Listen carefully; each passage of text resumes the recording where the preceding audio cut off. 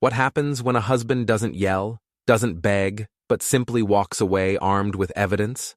How can a harmless dare turn into the moment that destroys a marriage? I thought a kiss meant nothing until the silence that followed meant everything. My name is Maren Vale, 32, and I've always been the type to laugh things off. If someone took me too seriously, I said they needed to lighten up. That's how I kept control, through humor. It worked with everyone, especially my husband, Noah. He was the calm one, the steady one, the man who never raised his voice no matter how sharp my words got. I used to say he was lucky to have someone who kept things exciting. That night at the bar, we were out with his coworkers. Everyone was laughing, drinking, teasing each other. His friend Ryan had that cocky grin he always wore and said I seemed too proper to do something wild. I said he didn't know me very well. Someone dared me to prove it. It started as a joke, just laughter and cheers, but then Ryan leaned forward, smirking, and said, "Bet you won't kiss me." The room went quiet. I could feel Noah's eyes on me, calm, but unreadable. I laughed and said, "It's just a dare," and before I could think twice, I leaned in. It was a quick kiss, barely a second, but everyone saw. The room exploded with laughter, and I joined in, pretending it was all in fun. When I turned to look at Noah, he wasn't laughing. He just stared at me, expressionless. I tried to make a joke about it, said he needed to stop being so serious. He didn't answer. On the way home, I kept talking, filling the silence, explaining it was nothing. He said quietly, "You don't get it, do you?" I asked what he meant. He said, "You just proved exactly who you are." That night, he didn't sleep beside me, and in the morning, his ring was gone. Before we dive deeper into this story, I have one small request.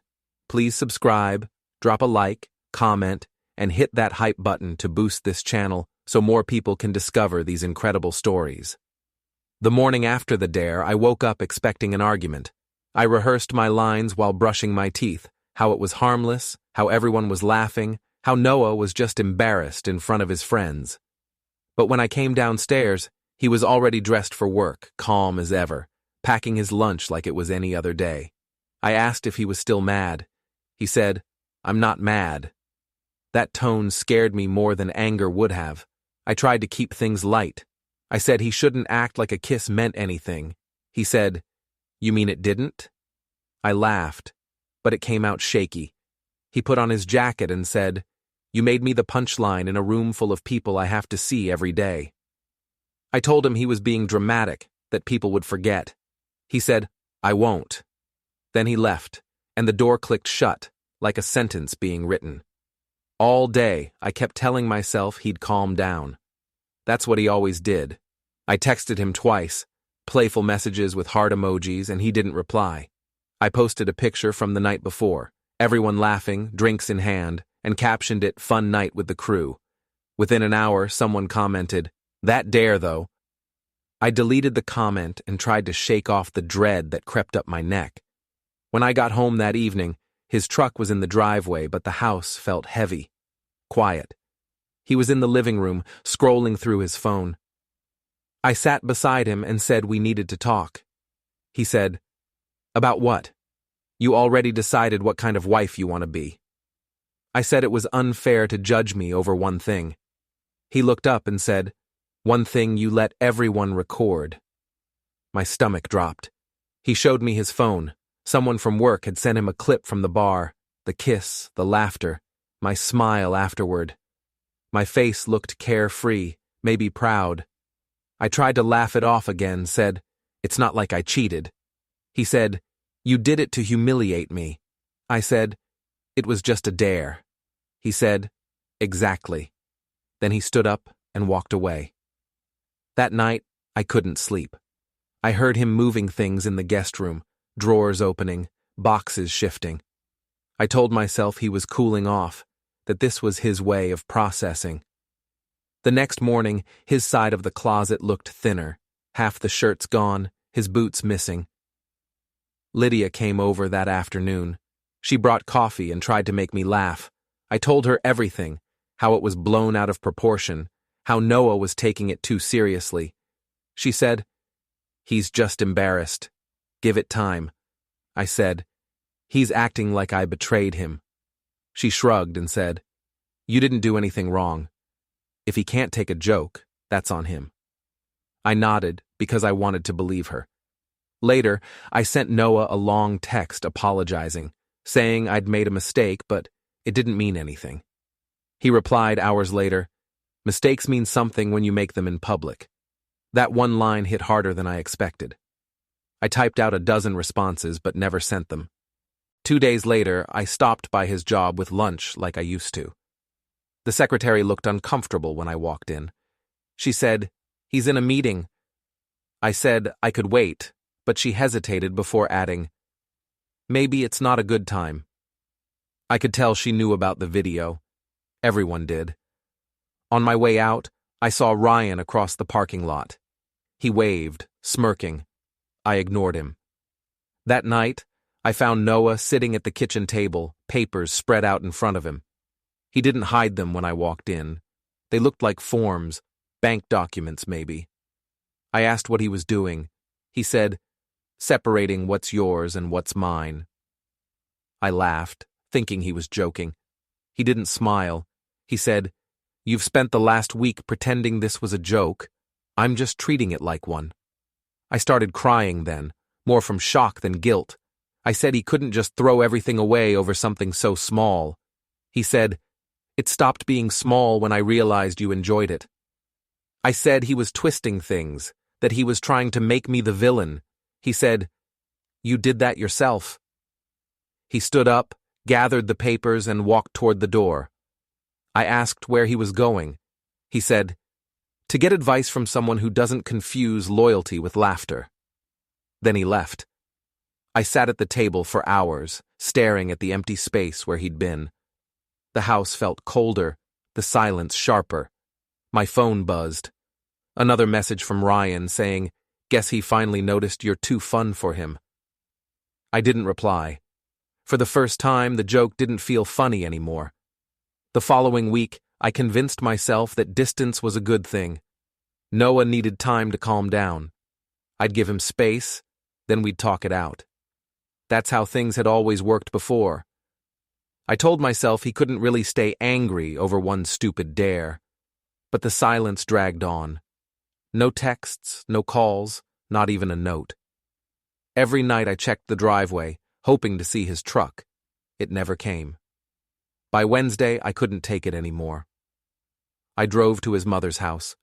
Gloria answered the door, standing there in her apron, calm but cold. I asked if Noah was there. She said, "He doesn't want to see you." I told her she couldn't just decide that for him. She said, "He didn't need me to decide. He asked me to tell you." I said she was overreacting just like he was. She crossed her arms and said, "You humiliated my son. You laughed while you did it. What exactly do you expect him to feel?" I said, "It was a dare, Gloria. Everyone knew it was a joke." She said, "No one was laughing with you, Maren. They were laughing at him." Then she shut the door. I sat in my car for a long time afterward, staring at the steering wheel. The anger built slowly. I told myself she was just trying to turn him against me. That was what mothers did. By the time I got home, I'd rewritten the story in my head. This wasn't about what I'd done. It was about his pride. He was embarrassed, and instead of admitting it, he was punishing me. That night, I called Lydia. I said, "He's hiding at his mom's and letting her control everything." She said, "That's not good. You need to get ahead of this. Make him look like the one who's being unfair." I asked how.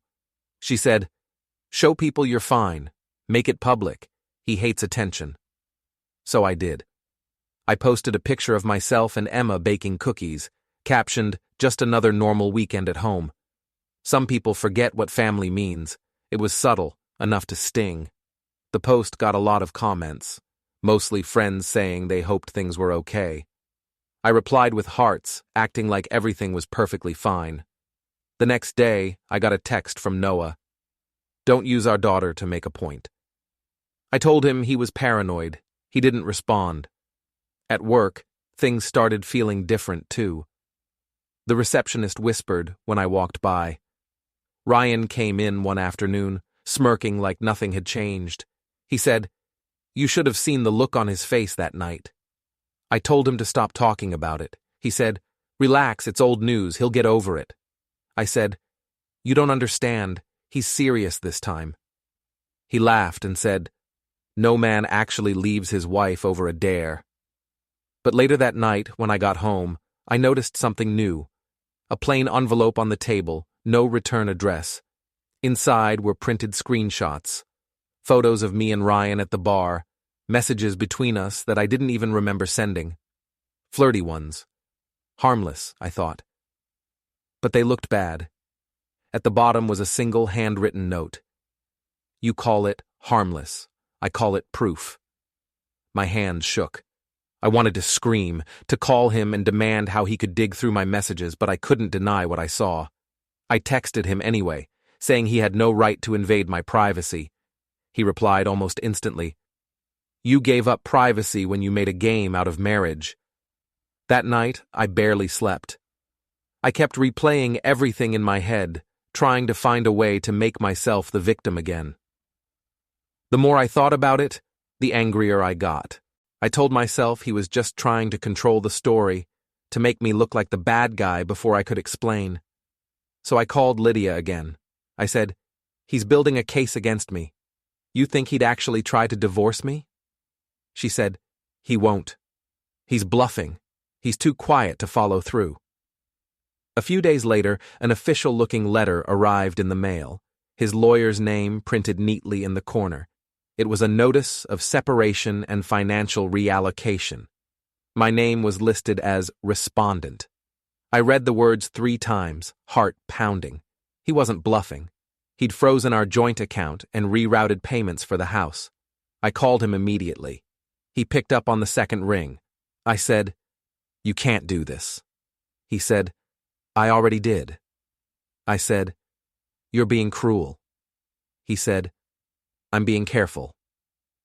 I tried to sound calm, told him we could talk about this privately.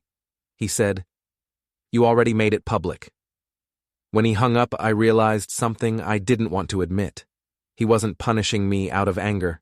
He was protecting himself, and the way he did it, so quiet, so methodical, made me feel smaller than I ever had.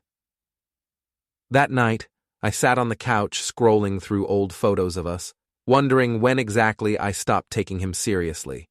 I remembered how steady he'd always been, how safe that used to make me feel. And then I thought about the dare, the kiss, the laughter. I'd traded all of that safety for a moment's attention. I told myself it wasn't my fault, but deep down, I knew it was. By the time the separation papers came, people were already whispering. Word spread faster than I thought possible. At work, customers smiled too politely, co-workers avoided eye contact, and I caught fragments of conversations that stopped the moment I entered a room. Even my manager said maybe I should take a few personal days. I told him I didn't need time off, but he didn't look convinced. Lydia said I should show confidence. "Make a public appearance," she told me. "Smile, look calm, show everyone you're not the desperate one." I said, "You make it sound like a performance." She said, "It is." So when Gloria invited us all to her birthday dinner, I agreed to go. I figured it would prove I wasn't scared, that I still had some control left. That night, I dressed carefully. I wanted to look put together, but not like I was trying too hard. The restaurant was small and quiet, the kind of place we used to go to for anniversaries. When I walked in, Noah was already there with Gloria and Emma. He looked composed, almost distant, wearing that same expression that made people think he was unshakable. I tried to smile. I said I hoped we could at least be civil. He nodded and said, "That depends on you." His calmness unnerved me. It always did. Gloria barely spoke to me, and Emma looked between us like she could feel the tension. Halfway through the meal, things were almost tolerable. I made small talk about work, about Emma's school. For a moment, it almost felt normal. Then Ryan walked in. He hadn't been invited, at least not by me, but he saw me and grinned like we shared some private secret. He came over, clapped Noah on the shoulder and said, "Didn't expect to see everyone here." The air changed. I tried to act casual, but I could feel Noah's eyes on me. Ryan leaned closer and said, "You still owe me another dare." I laughed nervously, whispering, "Not now." He said louder, "Come on, don't act shy." The table went silent. Gloria set down her fork with a sharp clink. I said, "That's enough, Ryan." He chuckled and said, "Relax, I'm just joking." Noah said quietly, "You've always been bad at jokes." Ryan muttered something and walked away, but the damage was done. I tried to fix it, said to Noah, "See what I mean? He's just an idiot." Noah didn't answer. I said, "You know I didn't mean anything that night." He said, "You keep saying that, but you never stop proving the opposite." I told him it wasn't fair to judge me based on gossip. He said, "You made gossip the truth." Gloria pushed her chair back and stood. She said, "I've heard enough." She kissed Emma on the head, looked at Noah and said, "You know what you have to do." Then she left. The rest of the restaurant seemed to fade into silence. I could feel eyes on us. I wanted to cry, but I refused to give them the satisfaction. I turned to Noah and said, "You're really going to end our marriage because I kissed someone once?" He said, "Because you laughed while you did it." I said, "It was a dare." He said, "It was a choice." Then he placed his napkin on the table, stood up and said, "You wanted attention. Now you have it." He left, taking Emma with him. I sat there frozen, pretending to eat so no one would see my hands shaking. After a while, I realized the waiter had brought the check, but no one was coming back for it. I paid, left a tip I couldn't afford, and walked to the car in a blur. When I got home, the house felt emptier than ever. I went through the drawers and closets, trying to reassure myself that he'd come back eventually. But he'd already started clearing out his things, the books from his side of the shelf, the jacket he always wore, even his coffee mug. That night, I opened a bottle of wine and called Lydia. I said, "He humiliated me in front of everyone." She said, "No, you did that to yourself." I said, "You're supposed to be on my side." She said, "I was, until I realized you keep digging deeper." Then she hung up. I sat there staring at my phone, the silence pressing against my chest. I wanted to scream, to break something, to make him hurt like I did. But all I could do was pour another glass and replay the dinner in my head, the way he looked at me, not with anger, but with finality. The next morning, a message from an unknown number came through.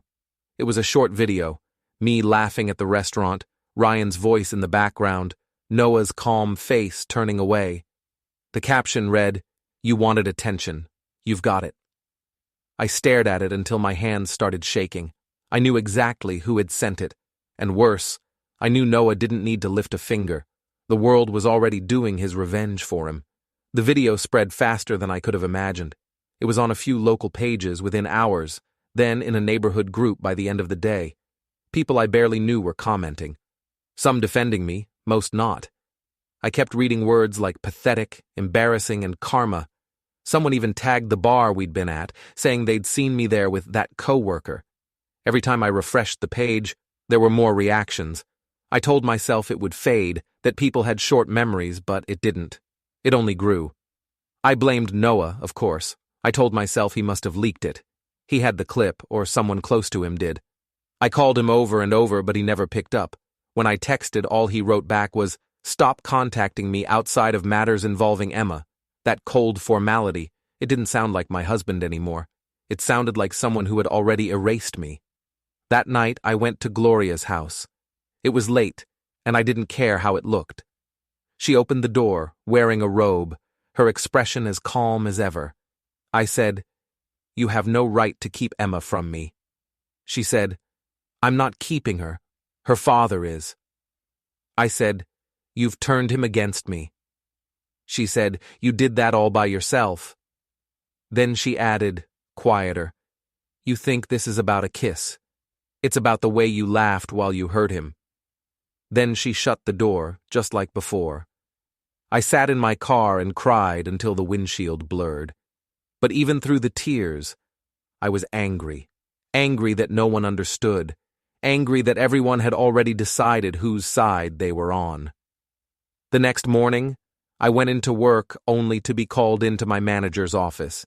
He said, "We've had complaints about online attention." I said it wasn't fair, that it was my personal life. He said, "It's affecting the bar's image." Then he told me they'd have to let me go for a while. He used those exact words, soft but final. I packed up my things while people whispered behind me. That afternoon, I went to Lydia's apartment. She looked startled when she opened the door. I told her about losing my job, about the video, about how everyone was against me. She said, "What did you expect?" I said, "You told me to act confident." She said, "I told you to look calm, not to keep pretending you did nothing wrong." I told her she didn't get it, that I was the one suffering. She said, "Noah's just protecting himself."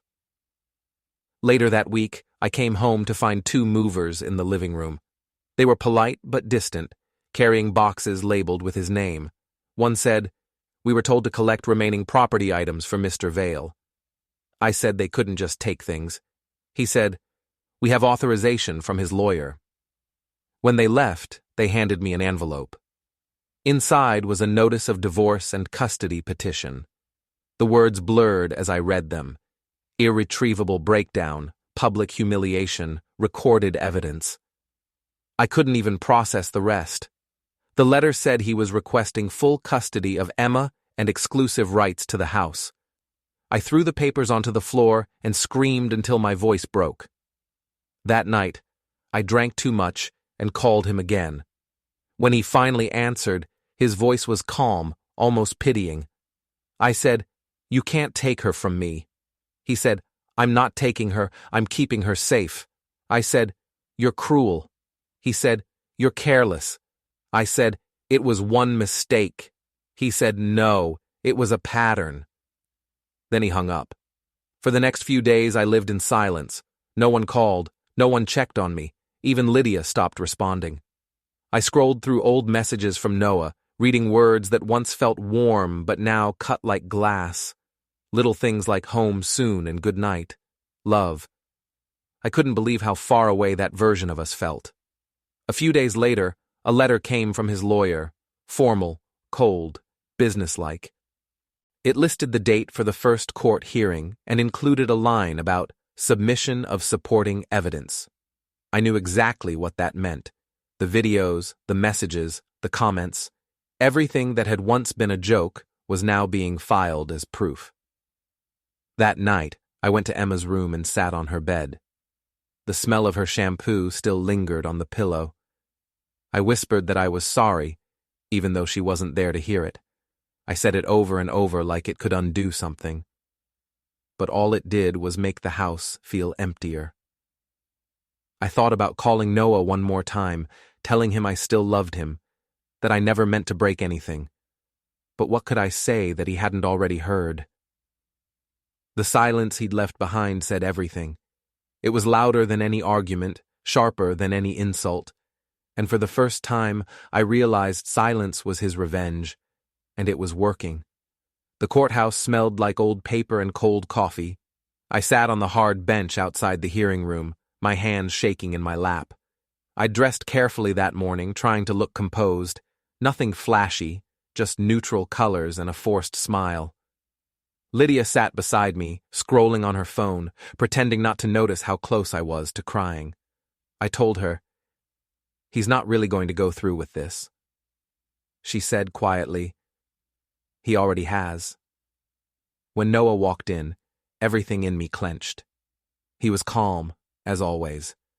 His lawyer followed behind, holding a neat stack of folders. He didn't even glance at me, just nodded politely toward Lydia. I wanted him to look at me, to show some trace of the man I'd loved, but there was nothing. When the judge entered, the room fell silent. It started with small questions, names, dates, details. My lawyer tried to soften the story, saying I'd acted out of momentary poor judgment, that the kiss was part of a group dare. Nothing more. I almost believed him until Noah's lawyer stood. He said, "Your Honor, this isn't about one kiss. It's about a public act that humiliated my client and jeopardized the family's stability." Then he opened the folder. Photos, screenshots, videos, everything I had tried to forget. There I was on the screen, laughing, Ryan leaning in. The judge watched quietly while the clip played. The laughter that had seemed harmless that night sounded cruel now, echoing through the courtroom. I heard my own voice say, "It's just a dare," followed by cheers and Ryan's grin. When it ended, no one spoke. My lawyer objected, saying it was irrelevant to custody. The judge said, "It shows judgment." I wanted to argue, to explain that it wasn't what it looked like, but every word I thought of sounded hollow. Noah didn't say anything. He just sat there, calm, focused. When the judge asked if he had anything to add, he said, "It wasn't the kiss that broke me. It was the laughter after." My chest tightened. I said, "You never told me that." He said, "You never asked." The judge moved on, reviewing finances, childcare routines, living conditions. Every detail Noah presented was organized.